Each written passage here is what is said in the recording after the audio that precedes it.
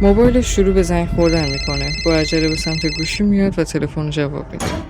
الو، سلام آقای آندرسون؟ بله خودم هستم. شما برای کار درخواست داده بودید درسته؟ راستش من دنبال کار میگردم ولی یادم نمیاد جای درخواست داده باشم. خوبه، من برای شما کار مناسبی سراغ دارم. کار شما ساده است، فقط باید از ساعت 12 شب تا 3 صبح مراقب کلیسای بزرگ ما باشی. بعد از ساعت 3 شب $1,000,000 به حساب شما واریز میشه. اگر با درخواست موافقت کنید کار شما از فردا به عنوان نگهبان کلیسا شروع میشه. آدرس کلیسا برای شما فرستاده خواهد شد. اینکه قبول کنی یا نه به خودت بستگی داره. $1,000,000 باشه قبول میکنم. موفق باشید. با شنیده شدن بوق اتمام مکالمه صدای اون شخص مرموز بارها و بارها توی سرش پیچید. اون نمیدونست که باید این کار رو قبول کنه یا نه، مخصوصا وقتی این همه جای سوال وجود داشت.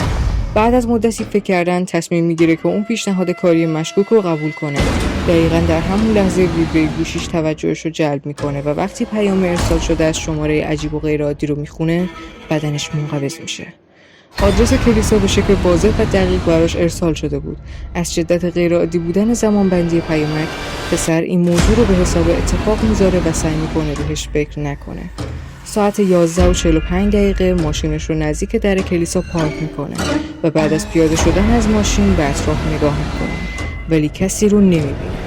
به سمت در فلزی بلند قبرستون میره و دستش رو روی سطح سخت و سردش میکشه. با یک فشار کوچیک در باز میشه و بعد از وارد شدن با شدت زیاد پشت سرش بسته میشه. تلفنش شروع به زنگ خوردن میکنه. دستش رو به سمت جیب شلوارش میبره و گوشیش رو بیرون میاره. همون شماره عجیب روی صفحه ظاهر میشه. پسر با یک حرکت شست تلفن رو جواب میده. الو؟ تک تک کارهایی که بهت میگم رو مو به مو انجام بده. چی؟ چرا؟ شما کجایین؟ خوب گوش کن. همینطور که داریم با هم حرف میزنیم وارد کلیسا شو. بهت توصیه میکنم نزدیک قبرستون نشی. حتی اگر صدای عجیبی شنیدی، از مهی که کلیسا رو از قبرستون جدا کرده عبور نکن و فقط روی صندلی چوبی داخل کلیسا بشین. پسر به سمت کلیسا میره و در رو باز میکنه. به اطراف نگاهی میندازه. چشماش از روی تارنکبوت‌های 100 ساله به سمت پنجره‌هایی که شیشه شکستش نور ماه رو منعکس میکنه کشیده میشه. و وقتی به مرکز کلیسا نگاه میکنه چشمش به صندلی چوبی میفته که وسط دایره با سایز متوسط قرار داره. قدمی به جلو برمی‌داره و در پشت سرش بسته میشه. لرزشی به تنش میفته و بعد از وارد شدن به دایره قرمز روی صندلی خاک گرفته میشینه. دوباره تاکید میکنم اگر میخوای زنده بمونی باید از این به بعد هرچی من میگم با دقت انجام بدی، چون این کلیسایی که توش هستی یک کلیسای عادی نیست. منظورت چیه؟ به زودی خودت میفهمی. پسر همینطور که گوشی توی دستش میلرزید و لباش کمی از هم فاصله داشتن آب دهنش رو قورت داد. حواست باشه از دایره قرمز خارج نشی. تاکید میکنم به هیچ وجه از روی صندلی و پاس رو بیرون دایره، چون بیرون دایره چیزهایی هست که میدونم دوست نداری ببینیشون. بدنش منقبض میشه و دستاش گوشی رو فشار میدن. این کارتون آدمرباییه. من به پلیس زنگ میزنم. تلفن رو قطع میکنه. دکمه روشن گوشی رو میزنه ولی هر کاری میکنه نمیتونه موبایلش رو روشن کنه و از روی عصبانیت گوشی رو به سمت در کلیسا پرت میکنه. گوشی روی زمین میفته و صدای افتادنش تو کل محوطه خالی اطرافش پر میشه. من از این مزخرفات نمیترسم. نفسش رو حبس میکنه و از روی صندلی بلند میشه. پاش رو بلند میکنه تا بیرون از دایره بره ولی دقیقاً همون لحظه گوشی پرت شده به سمتش و به داخل دایره هل داده میشه.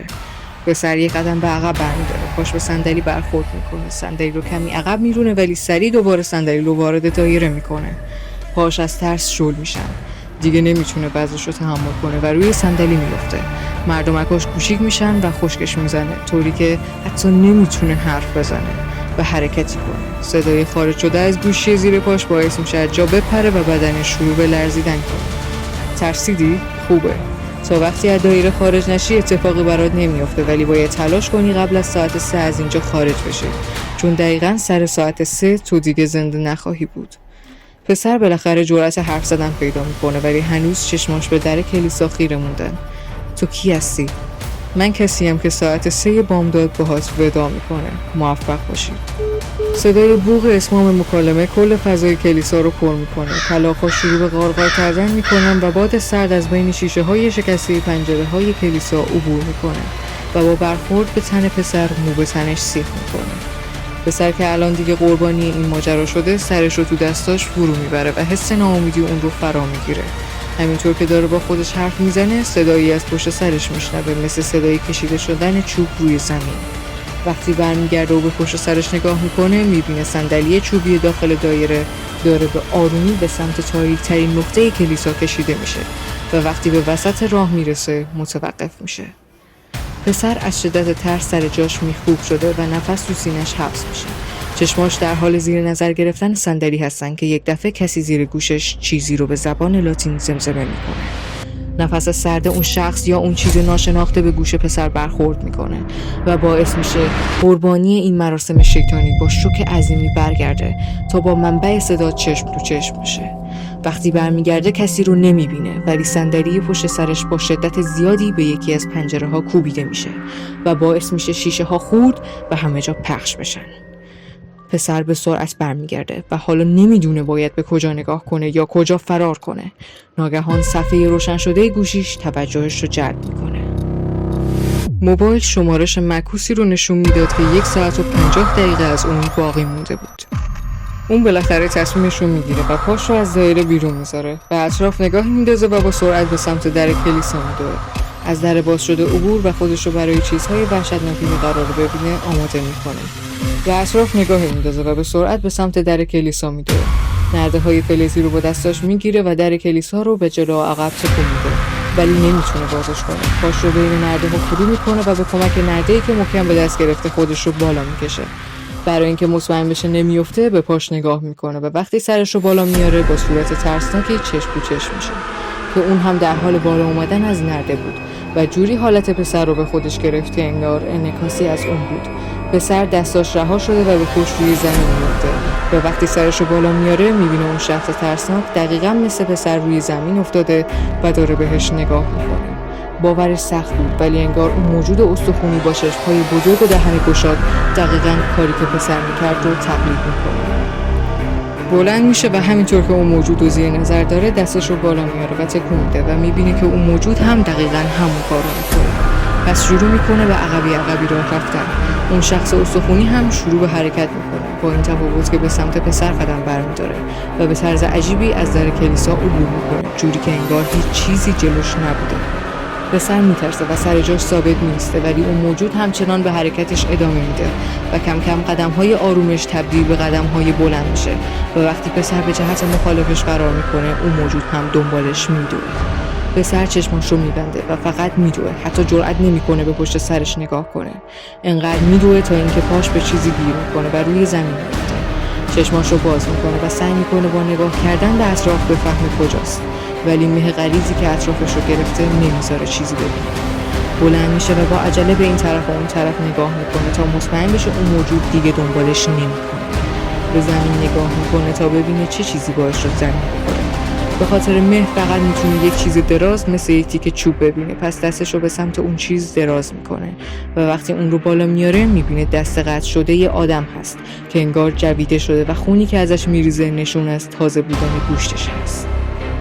پسر با یک حرکت دست رو پرتاب و شروع به پاک کردن دستاش با لباسش میکنه. ناگهان از سمت راست پسر صدای جیغ بلند میشه. سرش رو به سمت منبع صدا میچرخونه، جرئت نمیکنه قدمی به جلو برداره، پس چشماش رو نازک میکنه تا بتونه دوردست رو بهتر ببینه. کمی پرک میزنه و بالاخره از دوردست نقطه سیاهی رو میبینه که داره به سرعت به سمتش میاد و هرچی بیشتر نزدیک میشه اندازش بزرگتر و شکلش بازتر میشه. یک دفعه تصویر اون موجودی که پشت نرده ها دیده بود رو به یاد میاره. میخواد به سمت مخالف فرار کنه ولی پاهاش همراهی نمیکنه. پس فقط اون موجود رو میبینه که بهش نزدیک و نزدیکتر میشه. چشماش رو به مدت چند ثانیه محکم میبنده تا هیچی نبینه، ولی طاقت نمیاره و چشماش رو باز میکنه. وقتی چشماش رو باز میکنه دختری رو میبینه که دستش رو به زانوهای خم شدهش تکیه داده و داره نفس میزنه. دختر جوان به نظر میرسید و زیبایی بی‌نقصی داشت. پسر وقتی انسان دیگه رو میبینه خوشحالی عمیقی اون رو فرا میگیره. نمیدونه باید چی بگه یا چی کار کنه. آروم دهنش رو باز میکنه و با صدای خشدار از دختر میپرسه تو کی هستی؟ اینجا چی کار میکنی؟ دختر همینطور که نفس میزنه جوابش رو میده. مهم نیست من کیم، فقط فرار کن. دختر به سمت پسر میدوه، دستش رو میگیره و دنبال خودش میکشه. اونا همینطور مه‌های غلیظ جلوشون رو کنار میزنن و به دویدن ادامه میدن. بعد از مدتی دویدن پسر احساس میکنه یک چیزی درست نیست. پس دست دختر رو ول میکنه. دختر به سرعت برمیگرده و با حالت نگرانی پسر رو نگاه میکنه. چی شده؟ چرا وایسادی؟ داریم کجا میریم؟ از چی فرار میکنی؟ واقعا سوالت مسخره است. میخوام قبل از ساعت 3 از اینجا فرار کنیم. از کجا انقدر مطمئنی که من آدمم؟ خب معلومه، چون من تو رو وقتی تو کلیسا بودی دیده بودم، ولی اون موقع نمیتونستم بیام پیشت. از کجا راه خروج بلدی؟ پیداش کردم، فقط همین. دختر به حقیق افتاد و بعد با 2 دستاش صورتش رو پوشوند و شروع به گریه کرد.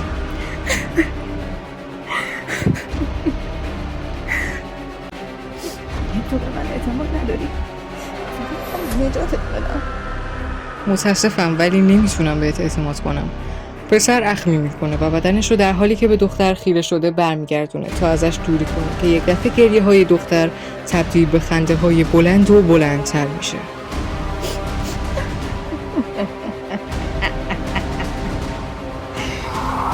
واقعا خوب شد. میخواستم وقتی از این مه عبور کردیم بکشمت، ولی حالا مجبورم همین کارتو تموم کنم. چشمای پسر گرد میشن، از حرفاش سر در نمیاره. منظور چیه؟ بدن دختر شروع به تغییر کرد. قدش بلند شد و دست و پاهاش به شکل غیرعادی دراز شدن. پسر تمام شهامتش رو جمع کرد و تا میتونست به سمت مخالف دوید. همینطور که میدوید به پشت سرش نگاه میکرد. دختر با فاصله کمی از اون در تلاش گرفتن پسر دستش رو دراز میکنه و وحشیانه میخنده. پسر دیگه نفسی براش نمونده، پس تصمیم میگیره یه کار دیگه بکنه. سرش رو به سرعت به این طرف و اون طرف میچرخونه تا شاید بتونه روی زمین یک وسیله‌ای به درد بخور پیدا کنه که چشمش به یک شیشه شکسته میخوره. به سمتش میدوه و برش میداره. سری به پشت میچرخه و شیشه شکسته رو تو گردن اون موجود فرو میکنه. دختر جیغ بلندی میزنه و همینطور که عقبی میره سعی میکنه شیشه رو از گردنش خارج کنه، ولی وقتی سرش رو بالا میاره پسر دیگه رفته بود و بین مه‌های غلیظ گم شده. پسر بعد از فرو کردن شیشه به داخل گردن اون موجود به سمت چپ دویده و در مسیرش داخل یک قبر بزرگ میفته. باش آسیب میبینه ولی باعث میشه دختر نتونه پیداش کنه و همینطور دور و دورتر بشه. پسر وقت زیادی براش نمونده، پس سریع از سنگ‌های بیرون زده از قبر کمک میگیره و بیرون میاد. اطرافش رو نگاه میکنه ولی خبری از اون موجود نیست. میخواد به راهش ادامه بده که یک تیکه سنگ بزرگ توجهش رو جلب میکنه. به سمت تیکه سنگ میره و وقتی نزدیکش میشه متوجه نوشته عجیبی که روش حکاکی شده میشه. کسی که داری این متن رو میخونی، تو کسی هستی که بعد از من اینجا گرفتار شدی. من زمانم داره تموم میشه ولی امیدوارم تو بتونی از این جهنم فرار کنی.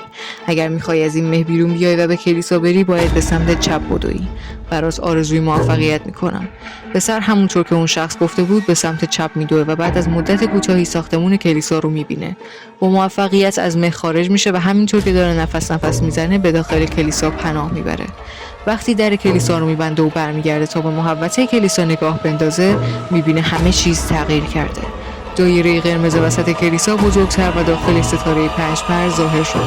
چندین نفر با شنل‌های بلند که صورتشون با کلاه شنل پوشیده شده دور دایره ایستادن و دستشون رو به حالت دعا کردن روبروی خودشون گرفتن. وقتی متوجه حضور پسر میشن سرشون رو به سمتش میچرخونن و به سرعت چیزهای نامفهومی رو زمزمه میکنن. پسر میترسه و در کلیسا رو باز میکنه تا از کلیسا خارج بشه که صدای شمارش معکوس گوشی مو به تنش سیخ میکنه. پسر گوشش رو میگیره و داد میزنه که نمیخواد بمیره. اشکاش جاری میشن و به سرعت از کلیسا خارج میشه. روی زمین میفته و با حالت تقلا خودش رو روی زمین میکشه و دستش رو به سمت شخصی که روبروش ایستاده دراز میکنه تا ازش کمک بخواد. اون شخص با قدم‌های آروم به پسر نزدیک میشه و لبخند پررنگی روی لبش میشینه. آقای آندرسون، مشتاق دیدارتون بودم. پسر چشماش گرد میشن و همینطور که دندوناش به هم برخورد میکنن دستای لرزونش رو روی پای اون شخص میذاره و برای جونش التماس میکنه. مرد خم میشه، یقه پسر رو میگیره و به صورت پسر رو به خودش نزدیک میکنه جوری که نفسهای مرد به گوش سرد و بیرنگ پسر برخورد میکنن. مرد چیزی رو زیر گوش پسر زمزمه میکنه. 5 4 3 2 1. پسر همینطور که دندوناش به سرعت به هم میخورن با دستاش سرش رو میگیره و سعی میکنه یک راهی پیدا کنه، ولی قبل از اینکه چیزی به ذهنش برسه زنجیر بزرگی دور گردنش پیچیده میشه. مرد گردنش رو رها میکنه و زنجیر پسر رو روی زمین و به داخل کلیسا میکشه. اون شخص همینطور که شاهد کشیده شدن پسر به داخل کلیسا هست دستش رو بالا میبره و به نشانه خداحافظی برای پسر تکون میده و لبخندش بزرگتر میشه. بدرود. پسر فریاد بلندی میکشه و به محض ورود به دایره به 1000 تیکه تقسیم میشه. هنوز هم افراد زیادی در سطح جهان به دلایل نامعلومی ناپدید میشن، دیوانه میشن یا حتی کشته میشن. پس اگر میخوای از شیاطینی که منتظر یک اشتباه تو هستن در امان بمونی، مسار رادیو رو سابسکرایب کن.